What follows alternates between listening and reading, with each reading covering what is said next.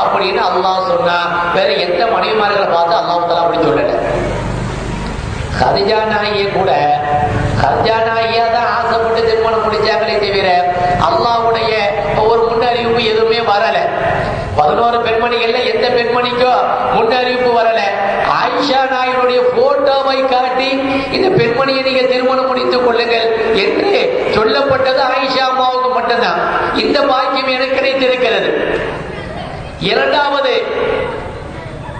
நான் பத்தினி என்று குர்ஆனிலே ஆயத்து இறங்கி இருக்கிறது. உலகத்தில் வாழ்ந்த சையதுனா ஹவ்வா அலைஹிஸ்ஸலாம் அவர்களிலிருந்து இந்த உலகத்தில் பிறக்க இருக்கின்ற கடைசி பெண்மணிகள் வரை அவர்கள் பத்தினியா பத்தினி இல்லையா என்பது அந்த பெண்மணிக்கு அல்லாஹ்வுக்கு மட்டும்தான் தெரியும். ஆனா குர்ஆன் உலகத்திலே ஒரு பெண்மணியை பத்தினி என்று சொல்லுகிறது என்று சொன்னால் அது அன்னை ஆயிஷா ரலியல்லாஹு தஆலா அன்ஹா அவர்களுக்கு. அது ஒரு நீண்ட நெடிய ஒரு நிகழ்ச்சி புகாரியிலே பதிவு செய்யப்பட்டிருக்கிறது. இந்த ஹதீஸை அன்னை ஆயிஷா ரலியல்லாஹு தஆலா அன்ஹா அவர்கள் அறிவிக்கிறார்கள். ஆயிஷாமா சொல்றாங்க, ரசூலுல்லாஹி ஸல்லல்லாஹு அலைஹி வஸல்லம் எங்கேயாவது பிரயாணம் செய்வார்களேயானால் தங்களுடைய மனைவிமார்களுக்கு மத்தியிலே சீட்டு குலுக்கி போடுவார்கள். யாருடைய பெயர் வருகிறதோ அவர்களை அழைத்து செல்வார்கள். ஒரு தடவை ஒரு யுத்தத்திற்கு புறப்படக்கூடிய நேரத்தில் சீட்டு குலுக்கி போட்டாங்க. அதுல என்னுடைய பெயர் வந்தது. உடனே என்னை அழைத்து கொண்டு ரசூலுல்லாஹ் அந்த யுத்தத்திற்கு சென்றார்கள். யுத்தம்லாம் முடிஞ்சு எல்லா வேலைகளும் முடிஞ்சு திரும்பி வரக்கூடிய நேரத்தில் ஒரு இடத்துல ரசூலுல்லாஹி ஸல்லல்லாஹு அலைஹி வஸல்லம் தங்குவதற்கு அனுமதி அளித்தார்கள். எல்லா சஹாபாக்களும் அங்கே தங்கினார்கள். நானும் அந்த இடத்திலே தங்கியிருந்தேன். இப்பொழுது எனக்கு மனம் கழிக்க வேண்டிய ஒரு சூழல் ஏற்பட்டது. உடனே ஒரு ஒதுக்குப்புறமான ஒரு இடத்திற்கு நான் சென்றேன். நான் சென்றுவிட்டு வருவதற்குள்ளாக ரசூலுல்லாஹி ஸல்லல்லாஹு அலைஹி வஸல்லம் அவர்கள் புறப்பட்டு விட்டார்கள். ஏன்னா ஆயிஷா ரலியல்லாஹு தஆலா அன்ஹா இந்த ஒட்டகத்துக்கு மேல வைக்கக்கூடிய ஒட்டகத்தினுடைய கூடை என்று சொல்வார்கள். அந்த கூடையில தான் ஆயிஷா அம்மா இருப்பார்கள். சுற்றிலோ அதாவது திரை போடப்பட்டிருக்கோ, உள்ளக்க ஆள் இருக்கா இல்லையான்னு வெளியில இருந்து பார்த்தா தெரியாது. சரி தூங்குனா வீட்டு தெரியுமே அப்படின்னு பார்த்தா ஆயிஷா அம்மா அறிவிக்கிறார்கள், அந்த காலத்து பெண்மணிகள் எல்லாம் ஒரு லுக்குமா 2 லுக்குமா தான் சாப்பிடுவாங்க. அதனால உடம்புல வெயிட்டு கிடையாது. உள்ளக்க இருந்தாலும் அதே வெயிட்டு தான், உள்ளக்க இல்லை என்றாலும் அதே வெயிட்டு தான். அதனால உள்ளக்க ஆள் இருக்கா இல்லையா அப்படின்னு வெயிட்டு வச்செல்லாம் முடிவு பண்ண முடியாது. ரசூலுல்லாஹி ஸல்லல்லாஹு அலைஹி வஸல்லம் புறப்பட்ட உடனே அந்த ஒட்டக தொட்டியை சஹாபாக்கள் எடுத்து ஒட்டகத்துக்கு மேலே வைத்தார்கள். உள்ளே நான் இருக்கிறேன் என்று நினைத்து கொண்டார்கள். சஹாபாக்கள் ரசூலுல்லாஹ் எல்லாம் புறப்பட்டு போயிட்டாங்க. நான் என்னுடைய அல்லாஹ் ஹாஜத்தை எல்லாம் நிறைவேற்றி விட்டு வந்து பார்த்தா யாரையுமே காணும். எனக்கு ஒரு பதற்றமாகி விட்டது. என்ன தனியா விட்டுட்டு ரசூலுல்லாஹ் எல்லாரும் போயிட்டாங்களே, இப்ப என்ன செய்வது? இருந்தாலும் எனக்கு ஒரு தைரியம். ரசூலுல்லாஹி ஸல்லல்லாஹு அலைஹி வஸல்லம் இன்னொரு இடத்திலே தங்கும் பொழுது ஒட்டக தொட்டியிலே என்னை பார்ப்பார்கள். நான் இல்லை என்று சொன்னால் என்னை தேடி வருவார்கள் என்று அந்த இடத்திலேயே நான் படுத்துக் கொண்டேன். ஆயிஷா அறிவிக்கிறாங்க, இந்த ஹதீஸ அறிவிக்கும் பொழுது அன்னை ஆயிஷா ரலியல்லாஹு தஆலா அன்ஹா அழுது கொண்டே அறிவிக்கிறார்கள். நான் படுத்துக் கொண்டேன். நான் மேலே கிடக்கக்கூடிய அந்த என்னுடைய துப்பட்டாவினால் என்னுடைய உடம்பு முழுவதையும் போர்த்தி கொண்டு படுத்து கிடக்கிறேன். அப்பொழுது ஒரு சஹாபி சஃப்வான் இப்னு முஅத்தல் ரலியல்லாஹு தஆலா அன்ஹு அந்த சஹாபி வருகிறார். அவருக்கு என்ன வேலை தெரியுமா? எல்லா சஹாபாக்களும் போனதுக்கு பின்னாடி அவர் பின்னாடி வருவதுதான் அவருடைய வேலை. ஏன்னா சஹாபாக்கள் ஏதாவது பொருட்களை போட்டு விட்டு சென்றிருப்பார்கள், அதனை அவர் எடுத்துட்டு வருவார். அதனால எப்பொழுதுமே அவர் லேட்டா தான் வருவார். நான் படுத்து கிடந்ததை பார்த்த சஃப்வான் இப்னு முஅத்தல், யாரோ ஒருத்தர் பட்டு கிடக்கிற மாதிரி தெரியுத அப்படின்னு அவர் கூர்ந்து கவனிக்கிறார். நான் என்று அவருக்கு தெரிந்து விட்டது. தெரிந்த உடனே இன்னா லில்லாஹி வ இன்னா இலைஹி ராஜிஊன் என்று மட்டும்தான் சொன்னார். வேற அவர் எந்த வார்த்தையும் சொல்லல. அவர் எந்த வார்த்தையும் சொல்லல, எந்த வார்த்தையும் நான் கேட்கவும் இல்லை. இன்னா லில்லாஹி வ இன்னா இலைஹி ராஜிஊன் என்று சொன்னார். அந்த சொன்ன உடனே நான் திரும்பி எழுந்து விட்டேன். உடனே அவர் என்ன செய்தார் தெரியுமா? வேக வேகமாக சென்று தன்னுடைய ஒட்டகத்தை உட்கார வைத்தார். நான் அவருடைய ஒட்டகத்துக்கு மேலே ஏறி உட்கார்ந்து கொண்டேன். அவர் அந்த ஒட்டகத்தை இழுத்துக் கொண்டு செல்கிறார். அவருடைய இந்த இன்னாலில்லாகவே தவிர ஒரு வார்த்தை கூட என்னுடைய காதிலே விழவில்லை. ஒரு வார்த்தை கூட அவர் என்கிட்ட பேசவும் இல்லை. அதற்குள்ளே இங்க நிலைமை என்னாச்சு தெரியுமா? ஆனா அந்த ஒட்டகத்துட்டியில இல்லைன்ன உடனே மக்களுக்கு மத்தியில் ஒரு பெரிய பரபரப்பு ஏற்பட்டு முனாஃபிக்குகள் இதை ஒரு நல்ல ஒரு வாய்ப்பாக பயன்படுத்தி கொண்டார்கள்.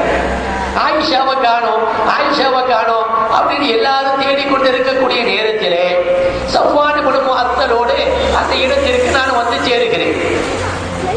என்னை பார்த்த உடனே அந்த முனாஃபிக்குகள் எல்லாம் என்ன செய்தார்கள் தெரியுமா? ஓஹோ, சஃப்வானோடு ஆயிஷா வருகிறார் என்று சொன்னா அப்ப ஏதோ ஒரு தொடர்பு இருக்கிறது போல தெரிகிறது என்று ரசூலுல்லாஹி ஸல்லல்லாஹு அலைஹி வஸல்லம் அவர்களை பழி வாங்குவதற்கு ஒரு நல்ல தருணமாக அதனை பயன்படுத்திக் கொண்டார்கள். ஆளுக்கு பேச ஆரம்பிச்சிட்டாங்க. ஆனா எனக்கு இந்த செய்தி ஒண்ணுமே தெரியாது. எதற்கெல்லாம் தலைமை தாங்கியது அப்துல்லா இப்னு உபை இப்னு சலூல் என்று சொல்லப்படுகின்ற அதாவது முனாஃபிக்குகளுடைய தலைவன். ஒவ்வொருத்தரும் ஒவ்வொரு விதமாக பேசுகிறார்கள். உடனே ரசூலுல்லாஹி ஸல்லல்லாஹு அலைஹி வஸல்லம் பிரயாணத்தை எல்லாம் முடித்துவிட்டு நம்ம எங்களுடைய வீட்டிற்கு வந்து விட்டார்கள். ரசூலுல்லாஹ்வுடைய வீட்டிலே நான் தங்கி இருக்கிறேன். ஆயிஷா அம்மா அறிவிக்கிறாங்க, எப்பொழுதுமே ரசூலுல்லாஹி ஸல்லல்லாஹு அலைஹி வஸல்லம் வெளியிலிருந்து வீட்டுக்குள்ள வந்தா என்ன ஆயிஷா என்று ஏதாவது கேலியாக கிண்டலாக என்னிடத்தில் பேசி சந்தோஷமாக இருப்பார்கள். ஆனா அன்றிலிருந்து என்னிடத்திலே சரியாகவே ரசூலுல்லாஹ் பேசல. அதற்கு என்ன காரணம்னு எனக்கு தெரியல. ஏன்னா ஊர்ல என்ன நடக்குங்கிறது ஆயிஷா நாய்க்கு தெரியாது. அந்த பிரயாணம் போயிட்டு வந்த நாளிலிருந்து எனக்கு உடம்பு சரியில்லை. நான் உடம்பு சரியில்லாமையே இருக்கிறேன். ஆனா ஊர்ல ஒரே பசாது நடந்து கொண்டே இருக்கிறது. ஒரு நாள் ரசூலுல்லாஹி ஸல்லல்லாஹு அலைஹி வஸல்லம் அவர்களிடத்துல நான் சொன்னேன், யா ரசூலல்லாஹ், எனக்கு உடம்பு சரியில்லை, ஒரு 4 நாட்கள் எங்களுடைய அம்மா வீட்டுக்கு போயிட்டு வாரேன் அப்படின்னு சொன்ன ரசூலுல்லாஹ் சரி போயிட்டு வான்னு சொல்லிட்டாங்க. நானும் அங்க அம்மா வீட்டுக்கு வந்துட்டேன். அம்மா வீட்டுக்கு வந்தா என்னுடைய தாய் தந்தை கூட என்னிடத்துல சரியா பேசுறது இல்லை. ஏதோ ஒரு வருத்தத்தோட இருக்கிற மாதிரி தெரியுது. நான் ஏதோ ஒரு வருத்தம் அப்படின்னு சாதாரணமாக எடுத்துக்கொண்டேன். ஒரு தடவை காலை நேரத்தில் அல்லாஹ் ஹாஜத்தை நிறைவேற்றுவதற்காக நானும் உம்மு மிஸ்தஹ் என்ற ஒரு பெண்மணி, எப்பொழுதுமே நாங்க 2 பேரும் காலை கடனை முடிப்பதற்காக வேண்டி செல்வோம். நானும் உம்மு மிஸ்தஹ் என்ற பெண்மணியும் சென்று கொண்டிருக்கக்கூடிய நேரத்தில் எங்களுடைய தேவையெல்லாம் நிறைவேற்றிவிட்டு திரும்பி வரக்கூடிய நேரத்தில் அந்த உம்மு மிஸ்தஹ் என்ற பெண்மணியினுடைய புடவை அவருடைய கால் பட்டு லேசாக கால் தவறி விட்டார்கள். தடுமாறி கீழே விழுந்தாங்க. கீழே விழும் பொழுது மிஸ்தஹ் நாசமா போகட்டுமாக அப்படின்னு ஒரு வார்த்தை அவங்களுடைய வாயிலிருந்து வெளிப்பட்டது. நான் சொன்னேன், ஏமா அவரை திட்டுறீங்க? மிஸ்தஹ் ரொம்ப நல்ல ஆளாயிடுச்சு, உங்களுடைய மகனார் அல்லவா? அது மட்டுமல்ல, பதிலே கலந்து கொண்ட உன்னதமான சஹாபாக்களில் ஒருவர் அல்லவா?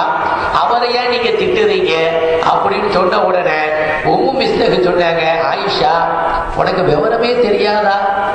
ஊர்ல என்ன நடந்து கொண்டிருக்கிறது என்பது தெரியாத உனக்கு? ஆயிஷா நான் கேட்டாங்க, என்ன நடக்கிறது? ஊர்ல இப்படி எல்லாம் பேசிக் கொள்கிறார்கள், பல அவதூறான பேச்சுக்கள் நடைபெற்றுக் கொண்டிருக்கிறது என்று சொன்ன உடனே இந்த வார்த்தை என்னுடைய காதிலே விழுந்த உடனே என்னுடைய தலையிலே இடி விழுந்தது போன்ற ஒரு அதிர்ச்சி. ஏற்கனவே உடம்பு சரியில்லாம இருக்கிற இந்த செய்தி கேள்விப்பட்டவுடன் மேலும் எனக்கு வியாதி அதிகமாகிவிட்டது. ஓ, இதனாலதான் ரசூலுல்லாஹ் என்ன சரியாக பேசலையோ என்று நினைத்துக் கொண்டு நேரடியாக என்னுடைய தந்தையிடத்திலே வந்தேன். அருமை தந்தை அவர்களே, ஊர்ல இப்படி எல்லாம் பசாது நடந்து கொண்டு இருக்கிறதாமே, உண்மையா என்று கேட்ட பொழுது ஆயிஷா நாகிட்ட என்ன பேசுறதுன்னு அபூபக்கருக்கு தெரியல. தன்னுடைய தாயிடத்திலே செல்கிறார்கள், உம்முருமான் இடத்திலே செல்கிறார்கள்.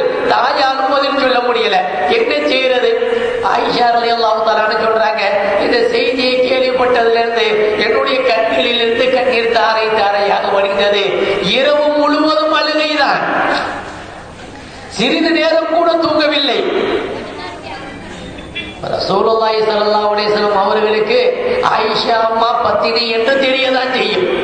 இருந்தாலும் உலகத்துல தன்னுடைய உம்மத்தினர்களுக்கு யாருக்காவது இப்படி ஒரு நிலை ஏற்பட்டா என்ன செய்ய வேண்டும் என்பதை தன்னுடைய சமுதாயத்துக்கு கற்றுக் கொடுக்க வேண்டும் என்பதற்காக ரசூலுல்லாஹி ஸல்லல்லாஹு அலைஹி வஸல்லம் அதை வெளிப்படுத்தவில்லை.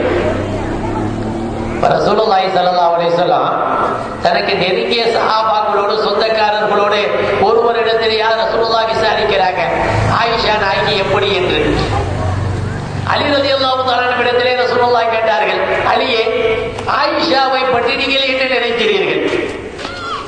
இப்படி எல்லாம் ஊர்ல பசாது நடக்குது, எப்படி என்ன அதை உண்மையாக இருக்குமா என்பது போன்ற ஒரு அபிப்பிராயம் கேட்ட பொழுது அலி ரலியல்லாஹு தஆலா சொன்னாங்க, யா ரசூலல்லாஹ், ஆயிஷா நாயகியை உங்களுக்கு மனைவியாக தேர்ந்தெடுத்தது அல்லாஹ் ரப்பல் ஆலமீன். ஆயிஷா நாயகனுடைய போட்டோவை அல்லாஹ் உங்களுக்கு காண்பித்தான். அல்லாஹ் ரப்பல் ஆலமீன் உங்களுக்கு நல்ல பிள்ளையை தான் காமிப்பானே தவிர ஒரு தவறான ஒரு காரியத்தில் ஈடுபடக்கூடிய ஒரு பெண்மணியை ஒரு காலம் உங்களுக்கு காட்ட மாட்டான். அவர்களிடத்திலே நல்லதை தவிர வேறு எதையுமே நான் பார்க்கவில்லை.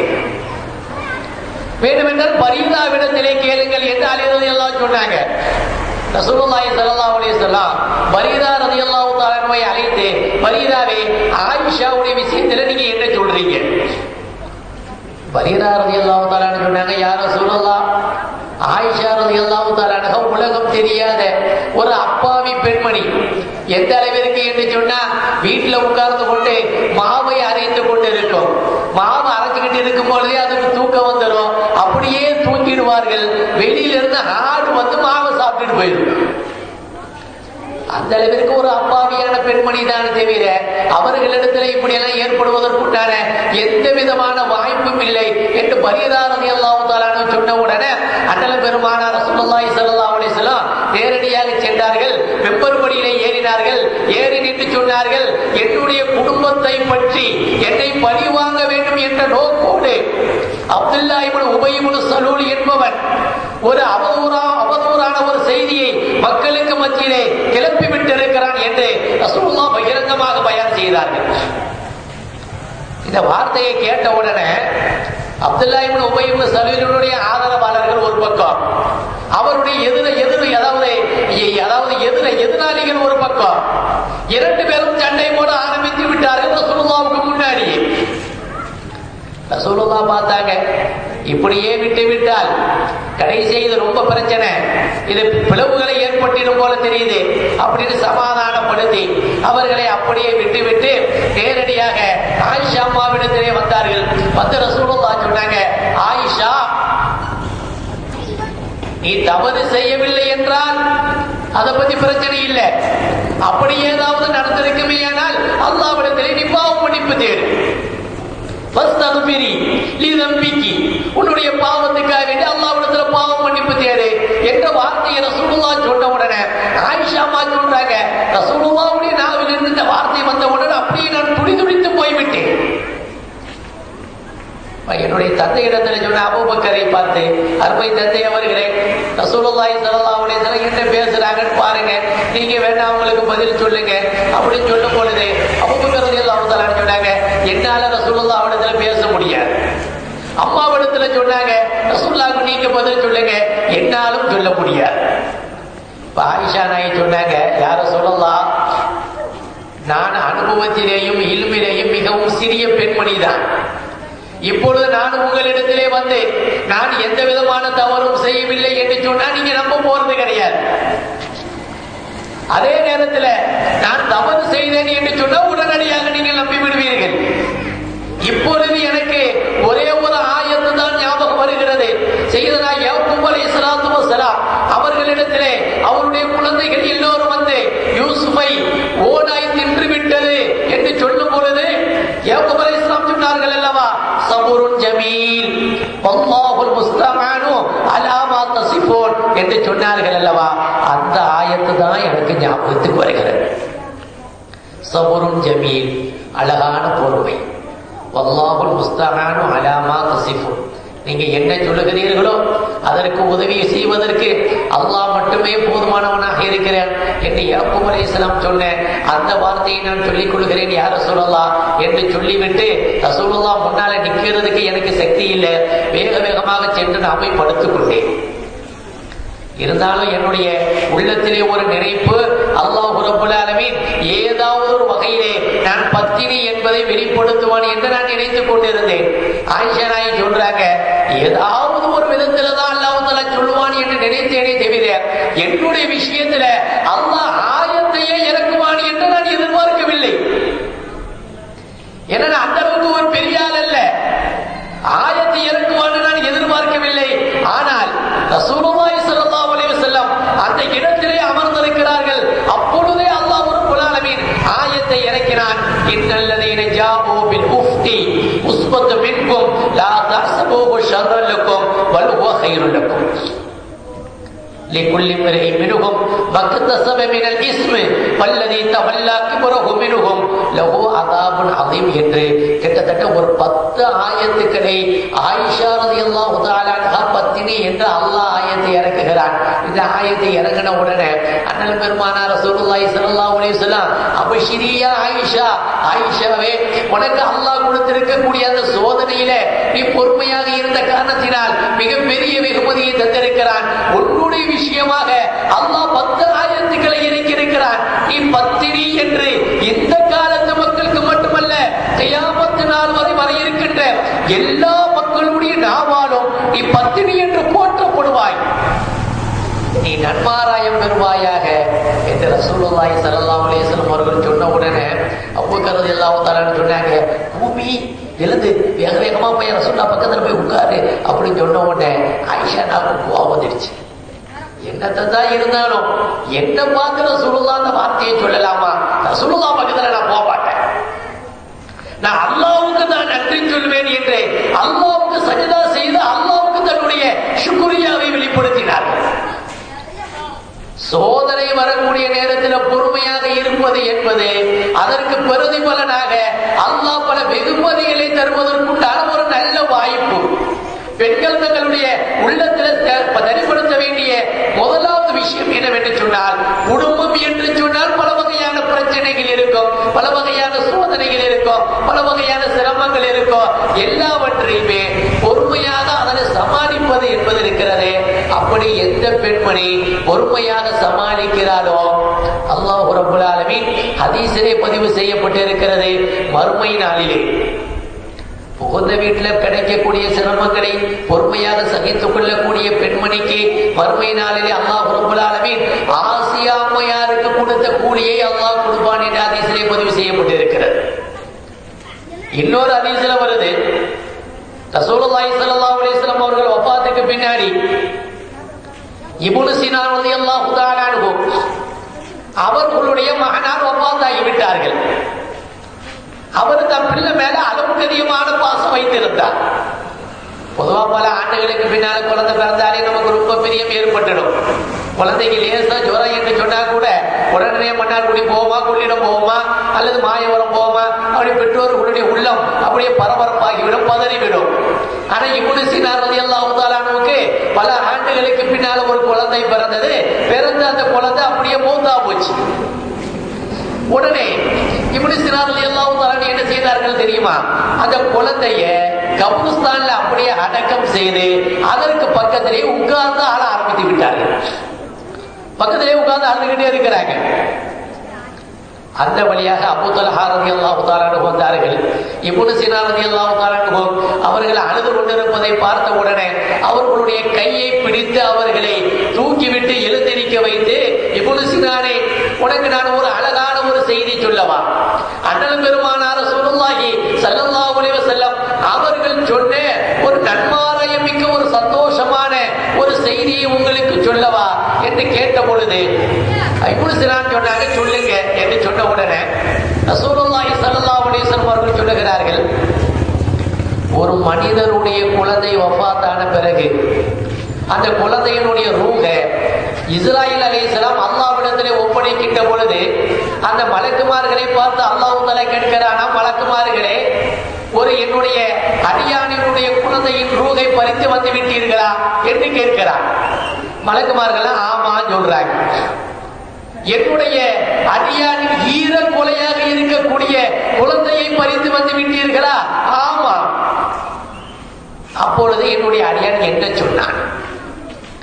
உடனே அந்த அடியார்கள் அந்த மலக்குமார்கள் சொல்றாங்க, யாரும் சொல்லலாம், குழந்தை வஃபாத்தான உடனே அவர் வந்து இன்னாலில்லாஹி வ இன்னா இலைஹி ராஜிஊன் என்று சொல்லிவிட்டு பொறுமையாக இருந்து விட்டார் என்று சொன்ன உடனே அல்லாஹ் ரப்பல் ஆலமீன் சொல்லுகிறானா, என்னுடைய சோதனை ஏற்பட்டு அவர் பொறுமையாக இருந்த காரணத்தினால் சொர்க்கத்திலே அவருக்கென்று ஒரு வீட்டை கட்டுங்கள், அதற்கு பைத்துல் ஹம்த் புகழுக்குரிய வீடு என்று பெயர் வையுங்கள் என்று அல்லாஹ் ரப்பல் ஆலமீன் மலக்குமார்களிடத்திலே கூறுவதாக ரசூலுல்லாஹி ஸல்லல்லாஹு அலைஹி வஸல்லம் அவர்கள் சொன்னதாக அபூ துல்ஹா রাদিয়াল্লাহு தஆலா சொன்ன உடனே இப்னு சீனான் রাদিয়াল্লাহு தஆலா சொன்னாங்க, ரசூலுல்லாஹி ஸல்லல்லாஹு அலைஹி வஸல்லம் அவர்கள் சொன்னால் அப்ப உண்மையானதாகத்தான் இருக்கும். அப்படி என்றால் நான் பொறுமையாக இருந்து கொள்கிறேன். எனக்கு அல்லாஹ் தஆலா மறுமையில சோனத்துல ஒரு வீட்டை கட்டட்டும் என்று சொன்னதாக ஹதீஸிலே பதிவு செய்யப்பட்டிருக்கிறது என்று சொன்னால், உலகத்திலே வெற்றி கிடைப்பதற்குண்டான முதல் மூல காரணமாக இஸ்லாம் பதிவு செய்வது அது சபுரைத்தான், பொறுமைத்தான். அல்லாஹ் தஆலா குர்ஆனிலே சொல்லும் பொழுது, யா அய்யுஹல்லதீன ஆமனூ இஸ்தஈனூ பிஸ்ஸப்ரி வஸ்ஸலாம், பொறுமையை கொண்டும் தொழுகையை கொண்டும் அல்லாஹ்விடத்திலே நீங்கள் உதவி தேடுங்கள் என்று அல்லாஹ் ரப்பல் ஆலமீன் ஆயத்தை இறக்குகிறார். எங்கெல்லாம் பொறுமை இருக்குதோ அங்கெல்லாம் அல்லாஹ் பல வெகுமதிகளை கொடுத்திருக்கிறார். ஆயிஷா அம்மாவுடைய வரலாற்றில் இன்னொரு நிகழ்ச்சியும் நடக்கிறது. ஏன்னா பல சிரமங்களுக்கு மத்தியிலே அவர்கள் பொறுமையாக இருந்த காரணத்தினால அல்லாஹ் சுப்ஹானஹு வ தஆலா பல ஆயத்துக்களை ஆயிஷா அம்மாவுடைய விஷயத்திலேயே அல்லாஹ் இறக்கியிருக்கிறார். அது ஆயிஷா அம்மாவுக்கு மட்டுமல்ல, நமக்கு ஒரு பெரிய கிஃப்டாக அமைந்திருக்கிறது. ஒரு தடவை ரசூலுல்லாஹி ஸல்லல்லாஹு அலைஹி வஸல்லம் ஆயிஷா அம்மாவை அழைத்துக் கொண்டு ஒரு பிரயாணம் செய்தார்கள். ஒரு இடத்திலே தங்கினார்கள். ஆயிஷா রাদিয়াল্লাহு தஆலா அன்ஹா வலமையா தங்களுடைய கல்லா ஹாஜத்தை நிறைவேற்றுவதற்காக வேண்டி செல்வது போட்டு போனாங்க. போயிட்டு வந்துட்டாங்க.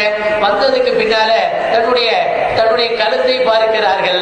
அவர்கள் போட்டிருந்த மாலையை காணும், தங்க மாலையை, முத்து மாலையை காணும். உடனே என்ன செய்தார்கள்? அதை தேடுவதற்காக வேண்டி சென்று விட்டார்கள். தேடி பார்த்தார்கள், கிடைக்கல. ரசூலுல்லாஹ் வந்து சொன்னாங்க, யார சொல்லலாம், என்னுடைய மாலையை காணோம், நீ கொஞ்சம் தேட சொல்லுங்க அப்படின்னு சொன்ன உடனே ரசூலுல்லாஹி ஸல்லல்லாஹு அலைஹி வஸல்லம் சஹாபாக்கள் இடத்திலே சொன்னார்கள். எல்லா சஹாபாக்களும் தேடிக் கொண்டிருக்கக்கூடிய அந்த நேரத்திலே ஃபஜ்ருக்கு நேரமாகிவிட்டது. ஆனா உது செய்வதற்கு தண்ணி அங்க எதுவுமே இல்லை. ஃபஜ்ருக்கு நேரம் ஆயிடுச்சு, உது செய்யணும், உது செய்ய தண்ணி இல்லை. சஹாபாக்களுக்கு எல்லாம் ஒரு விதமான பதற்றம். என்ன பதற்றம்? ஃபஜ்ருடைய வக்த் வந்தோம், இன்னும் தண்ணி இல்லையே, தண்ணி இல்லாம உது செய்ய முடியாது, உது செய்யாம தொழுக முடியாது, தொழுகை தப்பி விட்டா என்ன செய்யறது? எந்த ஒரு பதற்றத்தில சஹாபாக்கள் எல்லாரும் அபூபக்கர் ரலியல்லாஹு தஆலா பார்த்து, அபூபக்கரே, ஆயிஷாவுக்கு இதே வேலையா போச்சு, எதையாவது தொலைக்க வேண்டியது, எப்படி நேரமாக்க வேண்டியது, இப்ப தண்ணியும் இல்ல, தொழுகணும், என்ன செய்வது? இப்படி ஆளாளுக்கு அபூபக்கர் ரலியல்லாஹு தஆலா சொன்ன உடனே அபூபக்கர் ரலியல்லாஹு தஆலாவுக்கு ஆயிஷா நாயி மேல கடுமையான கோபம் வந்தது. நேரடியாக ஆயிஷா இடத்திலே வந்தாங்க. ஆயிஷா நாயினுடைய மடியில ரசூலுல்லாஹி ஸல்லல்லாஹு அலைஹி வஸல்லம் அயர்ந்து தூங்கி கொண்டிருந்தார்கள். அபூபக்கர் ரலியல்லாஹு தஆலா கோபத்தோடு வந்தவர்கள் திட்ட முடியல, சத்தம் போட முடியல. சத்தம் போட்டா ரசூலுல்லாஹ்வுடைய தூக்கம் கெட்டு விடுமோ என்ற பயத்துல அபூபக்கர் ரலியல்லாஹு தஆலா சத்தம் போடாம அதே நேரத்தில் தங்களுடைய கோபத்தை வெளிப்படுத்த வேண்டும் அல்லவா, என்ன செய்தார்கள் தெரியுமா?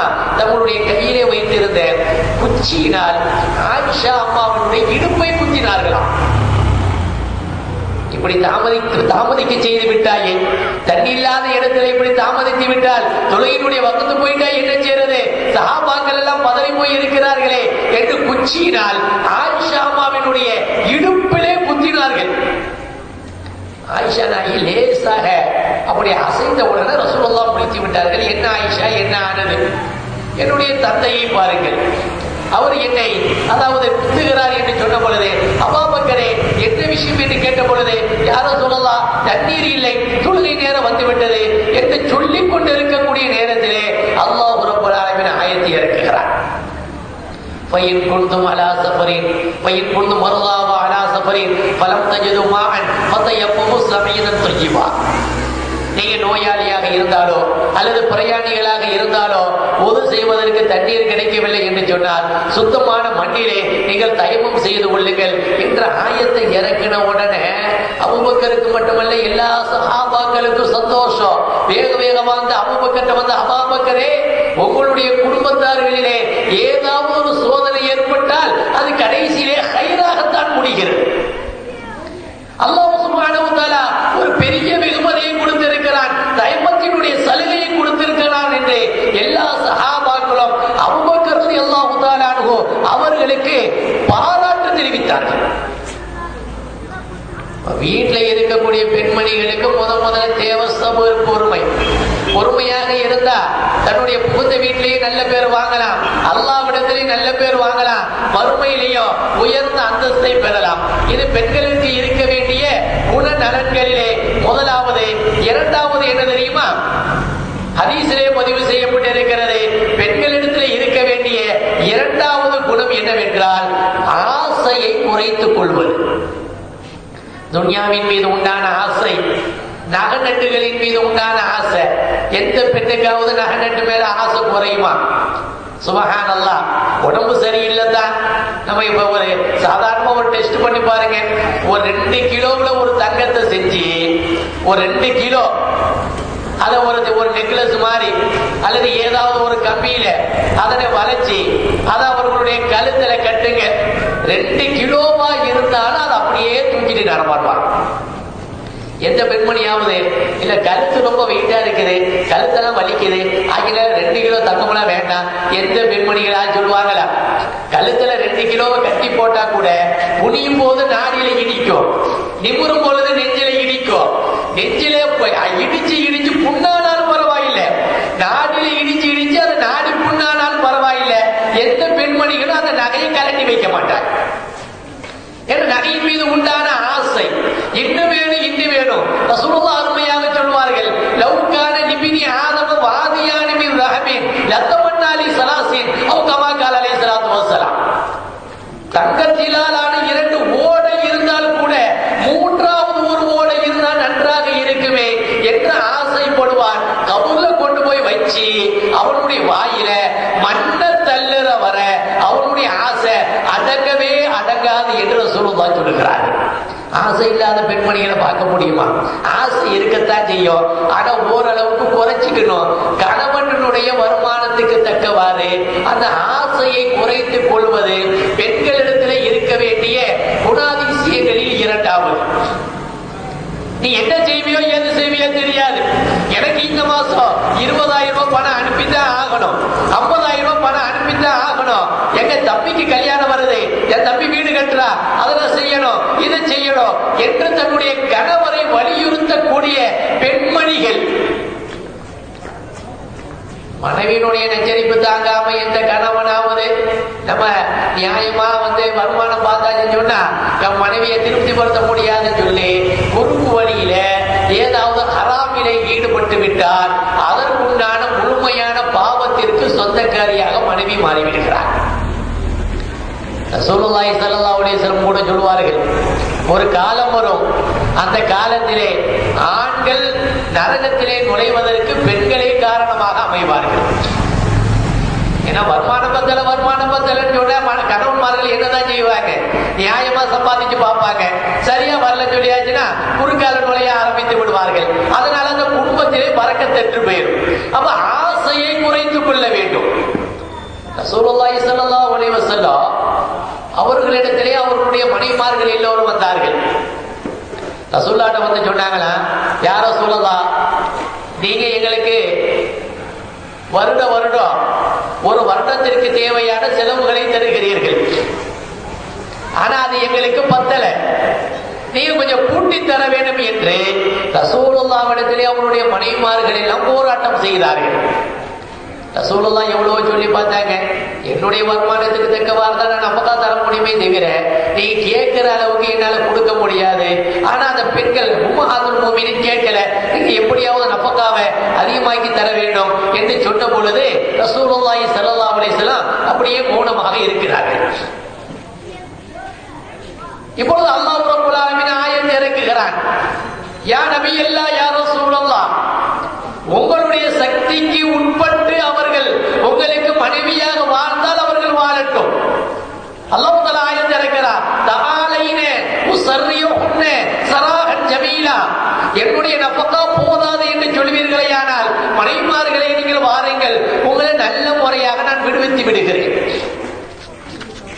எனக்கு மனைவியா வாழணும்னு சொன்னா கொஞ்சம் பொறுமையா கிடைக்கிறத வச்சு குடும்பம் நடத்தியாச்சு சொன்னா எனக்கு மனைவியா வாழலாம். அப்படி இல்லைன்னு சொன்னா உங்களை நான் தலாக்கு விட்டுறேன், நீங்க வசதியான வாழ்க்கையை அமைத்துக் கொள்ளுங்கள் என்று அல்லாஹ் ஆயத்தை இறக்கின உடனே ரசூலுல்லாஹி ஸல்லல்லாஹு அலைஹி வஸல்லம் ஆயிஷா அம்மாவை அழைத்து அவளிடத்திலே சொல்லுகிறார்கள், அல்லாஹ் ரசூல் வேண்டுமா துனியா வேண்டுமா,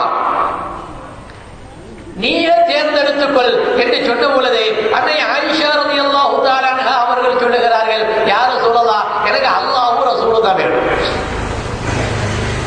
அடுத்த மனைவிடத்திலே செல்கிறார்கள், அவர்களும் அல்லாஹ் ரசூலை கேட்கிறார்கள். 11 மனைவிமார்களும் சொல்லுகிறார்கள், நீங்க நஃபகாவே தராட்டாலும் பரவாயில்லை, அல்லாஹ் ரசூலுடைய திருப்தி இருந்தால் போதும். ஏன்னா ரசூலுல்லாஹி ஸல்லல்லாஹு அலைஹி வஸல்லம் அவர்களுக்கு மனைவி என்ற பாக்கியத்தை விட உலகத்தில் என்ன பாக்கியம் இருக்க போகிறது? எவ்வளவு பெரிய கோடீஸ்வரராக இருந்தாலும் மௌத்தா போகும் பொழுது அவருடைய கஃன் துணி மட்டும்தான் வரப்போகுதே தவிர வேற எதுவுமே அவரோட வராது. உலகத்துல அதிகமான நாடுகளை ஆண்ட மா மன்னர்களிலே ஒருவர் அலெக்சாண்டர். நிறைய நாடுகளை அவர் ஆண்டிருக்கிறார். அவர் தன்னுடைய கடைசி காலகட்டத்தில் சக்கராத்து வேலையில இருக்கும் பொழுது தன்னுடைய சகாக்களிடத்தில் என்ன சொன்னாரா, நாம் மூத்தாகிவிட்டால் என்ற சந்தோக்கு பெட்டியில அந்த பெட்டியில வைக்கும் பொழுது அந்த பெட்டியில 2 ஓட்டை போட்டு என்னுடைய 2 கையை வெளியே விட்டு நீங்கள் தூக்கி செல்ல வேண்டும் என்று சொன்னார். யாருக்குமே ஒண்ணு விளங்கல, எதற்காக வேண்டிய மன்னர் இப்படி சொல்றாரு. அப்ப அவருடைய நெருங்கிய தோழர் ஒருத்தர் கேட்டாரா, எதற்காக வேண்டி இப்படி நீங்க செய்ய சொல்றீங்க அப்படின்னு சொல்லும்போது அலெக்சாண்டர் சொன்னாரா, வேற ஒண்ணுமில்ல, நான் பல நாடுகளை வெற்றி கொண்டிருக்கக்கூடிய மா மன்னர்களில் ஒருவன், கோடான கோடி சொத்து சுகங்கள் எல்லாம் என்னிடத்தில் இருக்கிறது. ஆனா இப்ப நான் மௌத்தாக போறேன், ஏன் கூட வரக்கூடியது இந்த பெட்டி மட்டும்தான். என்னுடைய கையில் நான் எதையுமே கொண்டு செல்ல போவதில்லை என்பதை மக்கள் பார்த்து உணர்வு பெற வேண்டும் என்பதற்காக நான் அப்படி செய்ய சொல்கிறேன் என்று அலெக்சாண்டர் சொன்னதாக வரலாற்றிலே பதிவு செய்யப்பட்டு இருக்கிறது என்று சொன்னா, மௌத்தா போனா நம்ம கூட வர்றது அந்த கவன் துணி தான். இடுப்புல கட்டிருக்கக்கூடிய கயிற்றை கூட அவிழ்த்து விட்டு விடுவார்கள். யாராவது சொல்லுவாங்களா, எந்த மகனாவது அல்லது எந்த கணவனாவது என்னுடைய மனைவி அவர் ரொம்ப செல்வ செழிப்பா வாழ்ந்து பழக்கப்பட்டுட்டாங்க, ஆகையினால காது கணத்துல கிடக்கிறதெல்லாம் எதையுமே நீங்க கலட்ட வேண்டாம், அப்படியே அடக்கம் பண்ணுங்க, எந்த கணவராவது சொல்லுவாங்களா? அல்லது எந்த மனைவியாவது என்னுடைய வீட்டுக்காரர் நான் வாழும் பொழுது எனக்கு எந்த குறையும் வைக்காம ரொம்ப சந்தோஷமா என்ன வாழ வச்சாரு, ஆகினால அவர் மூத்தா போகும் பொழுது அவருடைய கபர்ல ஒரு 1 லட்சம் ரூபாய் பணத்தை உள்ளே தூக்கி போட்டுருங்க, எந்த மனைவியாவது சொல்லுவாங்களா? யாரும் சொல்ல மாட்டாங்க. இருக்கக்கூடிய அந்த தங்கப்பல்ல கட்டியிருந்தா கூட மௌத்தா போகும் பொழுது எல்லாருடைய கவனமும் அந்த தங்கப்பல்ல தான் இருக்கும். எப்ப ஆள் மண்டையை போடுவான் அந்த பல்ல உருவலாங்க. மௌத்தா போன பிறகு யாருமே உள்ளக்கு போறதுக்கு யாருமே யாருக்கு கையில எதையுமே கொண்டு போவது கிடையாது, அவர்கள் செய்த நன்மைகளை தவிர. பெண்மணிகளிடத்தில் இருக்க வேண்டிய ஒரு முக்கியமான அம்சம் இஸ்லாம் கற்று தருகிறது, அவர்கள் தங்களுடைய ஆசைகளை குறைத்துக் கொள்ள வேண்டும். 3ஆவதாக அல்லாஹ் ரப்பல் ஆலமீன் நமக்கு நம்மளுடைய தாய்மார்களுக்கு கற்றுக் கொடுக்கிறார், அதிகமாக சபிக்க கூடாது. சபிக்குதல் என்பது இயற்கையிலே சில பெண்களிடத்திலே அவர்கள் பிறக்கும் போது கூட பிறந்த ஒரு மோசமான ஒரு பழக்கம், சாபம் விடுவது. சாதாரணமா ஆண்கள் எல்லாம் அவ்வளவு சீக்கிரம் சபிக்க மாட்டாங்க. அவங்களுக்கு கோபம் தான் கையால 4 அடி அடிப்பாங்களே தவிர, சண்டை போடுவாங்களே தவிர சபிக்கிறது இல்லை. பெண்களால் அது முடியாது. ஆகினால என்ன செய்வாங்கன்னா எதுக்கு எடுத்தாலும் சாபம் விடுவது. சாதாரணமா கரண்ட் போகுது, கரண்ட் போனா நாம என்ன சொல்லுவோம், ஆண்களாக இருப்போமே, ஆனால் கரண்ட் போயிடுச்சு அப்படிம்போம். ஆனா சில பெண்கள், ஆண்பட்ட பெண்கள் அப்படி கிடையாது. சில ஊர்கள் இருக்கக்கூடிய சில பெண்களை நாம் பார்ப்போமே, ஆனால் நாசமா போற கிணறு கரண்ட் இப்பமா போகணும். வீட்டுல ஒரு கோழி வரும், அது கோழி சாதாரணமா வர்ற கோழி தான், கோழி வரக்கூடிய கோழி அது வீட்டுல அப்படி ஓடிடுச்சுன்னு சொன்னா பேதுல போற கோழி இங்கேயா வருது. சாதாரணமாக பேசக்கூடிய நேரத்தில் கூட இந்த நாசமா போறது, இந்த பேதியில போறது, நம்மளுடைய பிள்ளைகளை கூட இது போன்ற வார்த்தைகளை சொல்லுவது என்பது மார்க்கத்திலே வன்மையாக கண்டிக்கத்தக்க ஒரு செயல். ரசூலுல்லாஹ் மிஅராஜுக்கு போய் இருக்கும் பொழுது அதிகமான பெண்களை நான் பார்த்தேன் என்று சொல்லும் பொழுது பெண்கள் எல்லாம் கேட்டாங்க, யா ரசூலுல்லாஹ், நாங்கள் அதிகமாக நரகத்திற்கு நுழைவதற்கு என்ன காரணம் என்று கேட்ட பொழுது 2 காரணத்தை ரசூலுல்லாஹ் சொல்கிறார்கள். ஒன்று, தக்ஃபுல் அஷீரே, உங்களுடைய கணவனுக்கு நன்றி கெட்டத்தனமாக நடக்கிறீர்கள். உங்களுடைய கணவன் உங்களுக்கு என்னதான் செய்தாலும் சரிதான், அவர் நீங்க நல்லா இருக்கணுங்கிறதுக்காக வேண்டி தங்களுடைய ஆசாபாசங்களை எல்லாம் ஒதுக்கிட்டு தங்களுடைய வியர்வையும் ரத்தத்தையும் சிந்தி அயல் நாட்டில் போய் உங்களுக்காக வேண்டி சம்பாதித்து விட்டு தன்னுடைய மனைவியோட 1 மாச லீவுல சந்தோஷமா இருக்கலாம் அப்படின்னு ஊருக்கு வருவார்களேயானால் அவர்களிடத்திலே ஒரு சின்ன குறையை நீங்கள் பார்த்தால் உடனே சுட்டி விடுவீர்கள். லம் ஆரம்பிக்க ஷை அண்ட் கப்சு, உன்னை கட்டிக்கிட்டு எந்த சுகத்தையும் காணலன்னு சொல்லிடுவீங்க. ரசூலுல்லாஹி ஸல்லல்லாஹு அலைஹி வஸல்லம் சொல்றாங்க, இந்த நன்றி கெட்டத்தனம் தான் உங்களை நரகத்திலே கொண்டு போய் தருகிறது. இரண்டாவதாக துக்ஸில் லஅன, சபிப்பதை அதிகமாக்குகிறீர்கள். கண்ணியத்திற்குரியவர்களே, நம்ம பல தடவை கேள்விப்பட்ட ஒரு விஷயம் தான். சமீபத்தில் நடந்த ஒரு நிகழ்வு. ஒரு வீட்டில் ஒரு குழந்தை, பல ஆண்டுகளுக்கு பின்னால் தவம் இருந்து பிறந்த குழந்தை. வீட்டில தொட்டில குழந்தையை போட்டுட்டு அம்மா சமையல் வேலை செய்து கொண்டு இருக்கிறார்கள். திடீரென்று குழந்தை அழுகிறது. வேக வேகமா வந்து குழந்தைக்கு தேவையான எல்லாத்தையும் செஞ்சுட்டு அந்த குழந்தைய ஆட்டி விட்டு தூங்க வச்சுட்டு அந்த அம்மா மறுபடியும் போய் சமைக்கிறாங்க. குழந்தை மறுபடியும் அழுகிறது. மறுபடியும் வந்தார்கள், ஆட்டி விட்டாங்க, தூங்கிடுச்சு. மறுபடியும் சமையல் செய்தார்கள். மறுபடியும் அந்த குழந்தைய அழுகுது. அந்த அம்மாவுக்கு எரிச்சல் வந்துருச்சு, கோபம் வந்துருச்சு. நாசமா போறவனே, நீ அப்படியே ஒரேடியா தூங்கிட்டா என்ன, ஏன் உயிரை போட்டு வாங்க வந்தீங்க அப்படின்னு ஒரு வார்த்தை. அப்படியே தூங்கி தொலைஞ்சா என்ன, அது ஒரு கடுமையான வார்த்தை. அவங்க சொன்ன அந்த நேரம் இருக்கிறதே, அது மலக்குமார்கள் ஆமீன் சொல்லக்கூடிய நேரம். அல்லாஹ் அந்த துஆவை கபூல் செய்து விட்டார். என்ன நடந்தது தெரியுமா? அந்த குழந்தை நன்றாக வளர்ந்தது, நன்றாக ஆளானது. அது படிக்கக்கூடிய பள்ளிக்கூடத்திலேயே முதல் ரேங்க் எடுத்தது. எல்லாருடைய பாராட்டுகளுக்கும் ஆளானது. வாலிப வயதை அடைந்த உடனே அந்த பையனுக்கு பொண்ணு கொடுப்பதற்கென்று பல நபர்கள் போட்டி போட்டார்கள். கடைசியாக ஒரு பெண்ணை பார்த்து திருமண தேதி முடிவாகிவிட்டது. திருமணத்திற்கு 2-3 நாட்கள் இருக்கக்கூடிய நேரத்திலே ஏதோ மாடிக்கு சென்றான். கால் தவறி கீழே விழுந்தால் மூத்தரை விட்டார். இப்பொழுது அந்த தாய் எதையோ பறிமுடுத்தது போன்று தன்னுடைய மூளையை விட்டு ஒரு பைத்தியக்காரியை போன்று உலகத்திலே அந்த தெருவிலே உலா வருவதை நான் கண்கூடாக பார்த்தேன் என்று ஒரு ஆலிம் பெருந்தகை கட்டுரை எழுதுகிறார். என பெற்றெடுத்த தாயினுடைய வாயிலிருந்து வரக்கூடிய வார்த்தை இருக்கிறது, அந்த துவாவை அல்லாஹ் மறுப்பதில்லை என்று ஹதீஸிலே பதிவு செய்யப்பட்டிருக்கிறது. ஆகையினால பெற்றோர்கள் தங்களுடைய குழந்தைகளுக்கு நல்ல துவாக்களை செய்ய வேண்டுமே தவிர அவருடைய விஷயத்தில் ஒரு லேசம் ஒரு வார்த்தை விட்டால் கூட உடனடியாக அது அல்லாஹ்வால் அங்கீகரிக்கப்பட்டுவிடும். இமாம்னா ஜமக்ஷரி ரஹ்மத்துல்லாஹி அலைஹி அவருடைய வரலாற்றிலே பதிவு செய்யப்பட்டிருக்கிறது. அவர்களுக்கு ஒரு கால் ஊனம். அவங்க வெளியே செல்வார்களேயானால் மாணவர்களுடைய உதவியோடு அப்படி லேசாக தள்ளாடி போய் ஏதாவது வாகனத்தில் ஏறினா அவர்கள் பிரயாணம் செய்வார்கள். அவர்களால் நடக்க முடியாது. ஒரு நாள் மாணவர்கள் எல்லாம் கேட்டாங்களா, அதுல உங்களுக்கு இப்படி கால் ஊனமாவதற்கு என்ன காரணம் என்று கேட்ட பொழுது இமாம் ஜமக்ஷரி ரஹ்மத்துல்லாஹி அலைஹி அவங்க சொல்றாங்க, சிறு வயதிலே இருக்கக்கூடிய நேரத்தில் நான் ஒரு சிட்டுக்குருவியை வைத்து விளையாடி கொண்டிருந்தேன். சிட்டுக்குருவினுடைய காலில் ஒரு நூலை கட்டி விளையாடி கொண்டிருந்தேன். அது பரப்போதும் நான் இழுப்பதுமாக இருந்தது. ஒரு தடவை அந்த சிட்டுக்குருவி ஒரு பொத்து உள்ளே நுழைந்து கொண்டது. நான் அந்த நூலை பிடித்து இழுத்தேன். அந்த சிட்டுக்குருவி வரல. கொஞ்சம் வேகமாக இழுத்த வரல. நன்றாக வேகமாக இழுத்தேன். காலு உடஞ்சி அந்த கயிற்றோடு தனியாக வந்துவிட்டது. இதை பார்த்த என்னுடைய தாய் மனவேதனைப்பட்டு, ஒரு சிட்டுக்குருவினுடைய காலை இப்படி பிச்சிட்டிய, அல்லாஹ் ரப்பல் ஆலமீன் உன்னுடைய காலை ஊனமாக்குவானாக என்ற ஒரு வார்த்தை சொன்னார்கள். அல்லாஹ் கபூல் செய்து விட்டான். ஒரு தடவை ஒரு வாகனத்தின் மீது ஏறும் பொழுது கீழே விழுந்தேன். என்னுடைய கால் ஊனமாகி விட்டது என்று எழுதுகிறார்கள். பெற்றோர்களுடைய துவா அது அல்லாஹ்வால் மறுக்கப்படுவதில்லை, உடனடியாக அங்கீகரிக்கப்படுகிறது.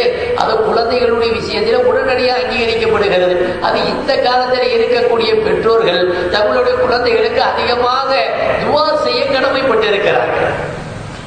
இந்த காலத்துல ஆபத்துக்கள் நிறைந்த ஒரு காலமாக இருக்கிறது, விபத்துக்கள் நிறைந்த காலமாக இருக்கிறது, நோய் நொடிகள் நிறைந்த ஒரு காலமாக இருக்கிறது.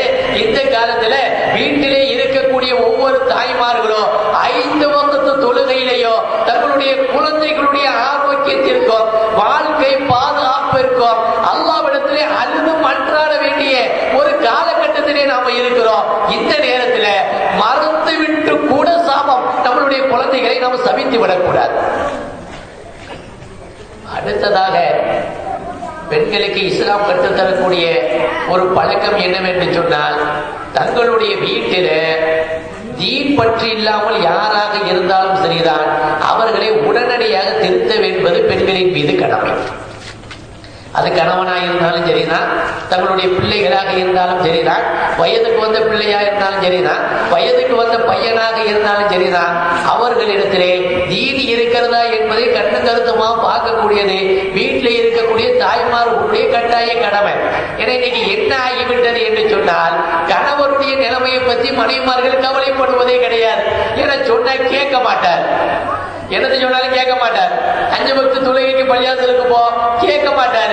கேட்காம மாறி மாறி சொல்லி எதுக்கு என்று கணவருடைய விஷயத்துல அப்படி ஒரு பொடுபோக்காக இருக்கக்கூடிய ஒரு சூழலை பார்க்கிறோம். சின்ன பிள்ளைகளாக இருந்தால் மக்தபுக்கு அனுப்புகிறோம். அதை கொஞ்சம் வளர்த்து விட்டான் என்று சொன்னால் அவன் அப்படியே அவிழ்த்து விட்டு விடுகிறோம். பெரிய பையன் ஆகிட்டான், தோலுக்கு மேல வளர்த்த பிள்ளை, அவனுக்கு என்ன சொல்றது? அவன் செலவுக்கு பணம் கேட்டா செலவழிக்கிறதுக்கு பணத்தை கொடுக்கிறோம். வீட்டில் இருக்கக்கூடிய பிள்ளைக்கு செல்போன் கேட்டா செல்போன் வாங்கி கொடுக்கிறோம். அதுவே நம்மளுடைய மானம், மரியாதை, கண்ணியம் பறிபோவதற்கு ஒரு வசதி வாய்ப்பாக அமைந்து விடுகிறது. வீட்டுல யாரிடத்துல தீனி இல்லாட்டாலும் உடனடியாக கவனத்துல கொண்டு வரணும். யார்கிட்ட சொன்னா அவர் திருந்துவாரோ அவரிடத்துல சொல்லி திருந்த வைக்க வேண்டும். இது ரசூலுல்லாஹ் நமக்கு கற்றுத்தரக்கூடிய பாடம். நம்ம பல தடவை கேள்விப்பட்ட ஒரு விஷயம் தான். ஸஃப்வான் இப்னு முஅத்தல் ரலியல்லாஹு தஆலா அன்ஹு அவர்களுடைய மனைவி ரசூலுல்லாஹ்விடத்திலே வருகிறது. அந்த சபையில ஸஃப்வான் இப்னு முஅத்தல் உட்கார்ந்து இருக்கிறார். அவங்களுடைய மனைவி கேட்டாங்களா, யா ரசூலுல்லாஹ், இந்த ஸஃப்வான் இப்னு முஅத்தல் என்னுடைய கணவர், அவரிடத்திலே 3 விதமான குறைகள் இருக்கிறது, நீங்க கொஞ்சம் விசாரிச்சு சொல்லுங்க. என்னமா என்ன ரிப்போர்ட்னு கேட்ட உடனே அந்த மனைவி சொன்னாங்க, யாரும் சொல்லலாம், நான் நோன்பு வைத்தால் நோன்பு வைக்க வேண்டும் என்று தடுக்கிறார், நோன்பு வைத்தால் நோன்பு வைக்க வேண்டாம் என்று தடுக்கிறார், இரவிலே தொழுதால் தொழுக வேண்டாம் என்று தடுக்கிறார், காலையில ஃபஜ்ர் லேட்டா எழுந்திருச்சு தொழுகிறாரு. இதை நீங்க விசாரிங்க. தன்னுடைய கணவரின் மீது எந்த அளவுக்கு அக்கறை இருந்தாச்சுன்னு சொன்னா ரசூலுல்லாஹ்விடத்துல வந்து ரிப்போர்ட் சொல்லி தன்னுடைய கணவரை திருத்துவதற்கு முயற்சி செய்திருப்பார்கள். கொஞ்சம் யோசனை பண்ணி பார்க்கணும். ஏன்னா பல தடவை தன்னுடைய கணவனிடத்துல சொல்லி சொல்லி அவங்க கேட்காத காரணத்தினால ரசூலுல்லாஹ்விடத்திலே வந்து சொல்லுகிறார்கள். ரசூலுல்லாஹி ஸல்லல்லாஹு அலைஹி வஸல்லம் ஸஃப்வான் இப்னு முஅத்தலை பார்த்து கேட்டாங்களா, உங்களுடைய மனைவி சொல்வது உண்மைதானா? ஸஃப்வான் இப்னு முஅத்தல் ரலியல்லாஹு தஆலா சொன்னாங்க, யா ரசூலல்லாஹ், என்னுடைய மனைவி சொல்வது உண்மைதான், ஆனால் அதற்கு காரணம் இருக்கிறது. என்னுடைய மனைவி நோன்பு வைக்கிறார். ஏதோ மாசத்துக்கு ஒரு 2 நாள் 3 நாள் நோன்பு வச்சா பரவாயில்லை, பொழுதனைக்கு நோன்பு வைத்துக் கொண்டே இருக்கிறார். 10 நோன்பு என்கிறார், 11வது நோன்பு என்கிறார், 30 நாளையில 27 28 நாட்கள் நோன்பு வைத்துக் கொண்டே இருக்கிறார். நான் திருமணம் முடித்த புது மணமகன், ஒரு வாலிப வயதிலே இருக்கக்கூடியவன், எனக்கு மனைவிடத்தில் இருந்து சில ஆஜத்துக்கள் இருக்கத்தான் செய்யும். டெய்லி நோன்பு வச்சா நான் என்ன செய்யுது? அதனால ஒரு நோன்பை விட்டு விட்டு வையின்னு சொல்றேன் அப்படின்னு சொன்னார்கள். சொன்னார்கள், எந்த ஒரு பெண்மணியாக இருந்தாலும் சரிதான், நம்பினால நோன்பு வைக்க வேண்டுமானால் தன்னுடைய கணவருடைய அனுமதி பெற வேண்டும். இரண்டாவதாக, இரவிலே நின்று வணங்கினால் நான் வேண்டாம் என்று சொல்வதாக என்னுடைய மனைவி ரிப்போர்ட் கொடுக்கிறாங்க.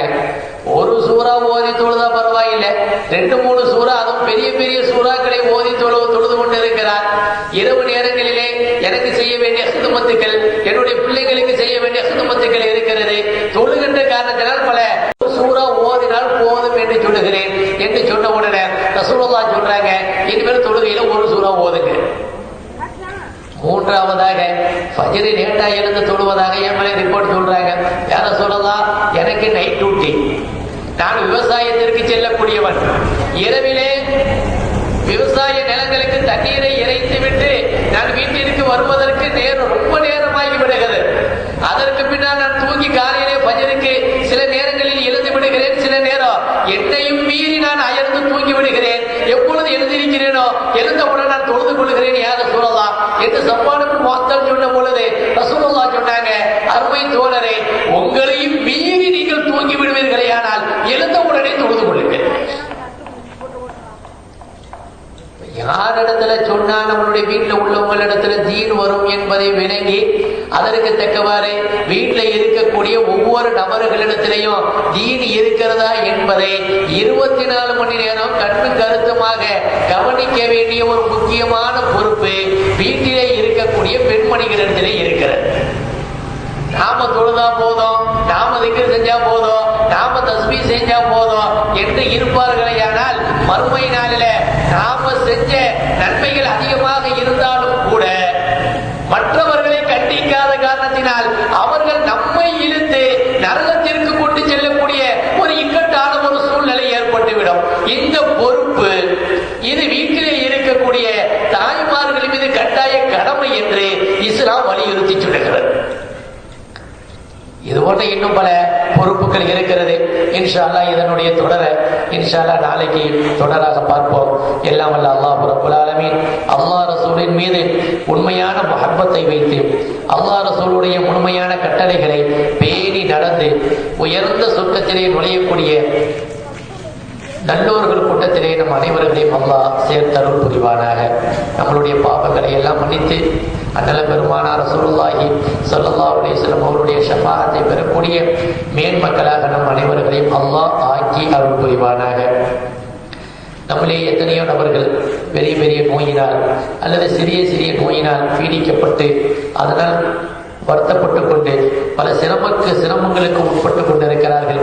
அவருடைய நோய்களுக்கு முழுமையான நிவாரணத்தை அளித்து இந்த உலகத்திலே சந்தோஷமான நீண்ட நெடிய ஆயுள் காலத்தை தந்து அதிலே அதிகமான இபாதத்துக்களை செய்து அதிகமான நன்மைகளை சம்பாதிக்கக்கூடிய நல்ல தௌஃபீக்கை நம் அனைவர்களுக்கும் அல்லாஹ் தந்தருள் புரிவானாக. அல்லாஹ் ரசூலுக்கு முழுமையாக கட்டுப்பட்டு நடக்கக்கூடிய பெற்றோர்களுக்கு முழுமையாக கண்ணியம் செய்யக்கூடிய நல்ல குழந்தைகளாக நம்மளுடைய குழந்தைகளை அல்லாஹ் ஆக்கி அருள் புரிவானாக. நம்மளுடைய ஹலாலான ஹாஜத்துக்களை எல்லாம் அல்லாஹ் நிறைவேற்றி தருவானாக. அவனுடைய முழுமையான அருளுக்கு சொந்தக்காரர்களாக அல்லாஹ் ஆக்கி அருள் புரிவானாக. அவனுடைய கோப பார்வை விட்டும் முழுமையாக நீங்கி அல்லாஹ்வுடைய சந்தோஷமான அருளான பார்வைக்கு சொந்தக்காரர்கள் கூட்டத்திலே நம் அனைவர்களையும் அல்லாஹ் சேர்த்தருள் புரிவானாக. ரப்பனா ஆத்தினா ஃபித் துன்யா ஹஸனா وفي الآخرة حسنة وقنا عذاب النار ربنا وآتنا ما وعدتنا على رسلك ولا تخزنا يوم القيامة إنك لا تخلف الميعاد. صلى الله تعالى وسلم على خير خلقه سيدنا محمد وآله وصحبه أجمعين والحمد لله رب العالمين. صلى الله على محمد صلى الله عليه وسلم صلى الله على محمد صلى الله عليه وسلم